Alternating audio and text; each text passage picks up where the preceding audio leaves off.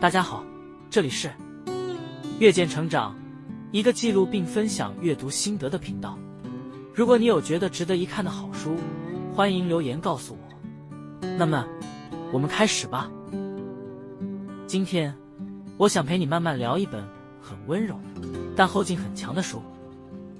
你不必成为任何人。如果你愿意，现在先把手机放好，耳机戴上。接下来的几分钟，我们不急着找答案，只想陪你把心里那个一直想证明自己的声音慢慢放下来。有没有发现，我们其实活得很累？我们先来想想，你最近一次感到焦虑是什么时候？是看到朋友升职、买房、结婚、生小孩，还是夜深人静时突然冒出一句话：为什么大家都在前进，只有我好像还停在原地？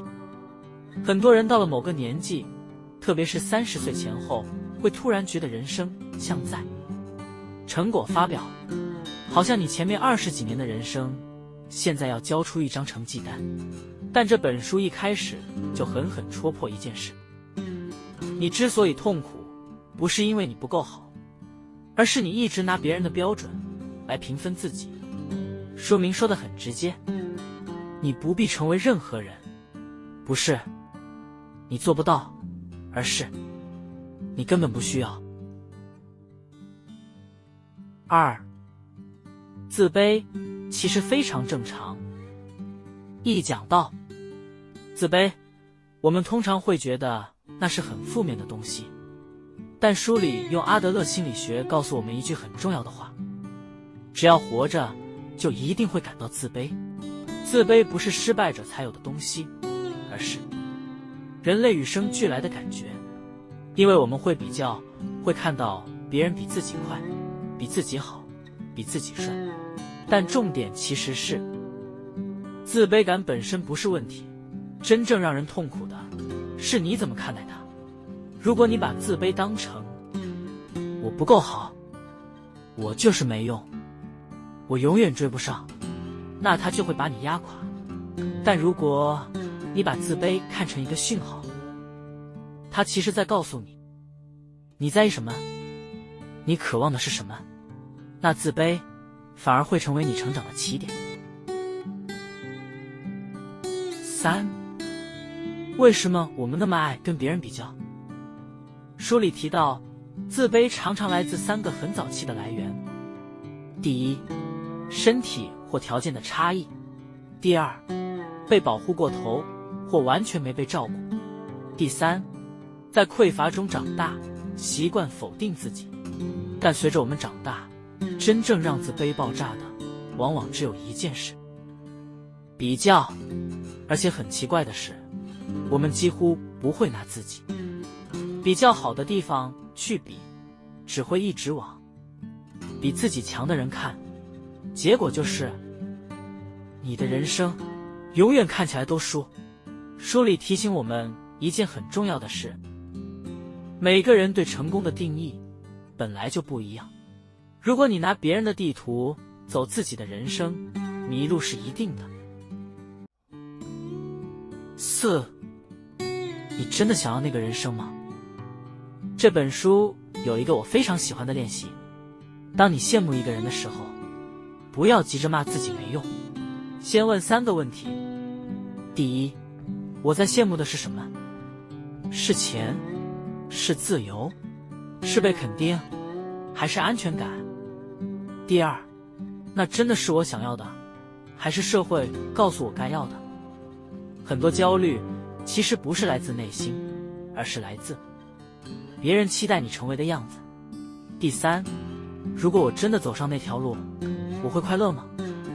有些人生看起来很成功，但你不一定想过。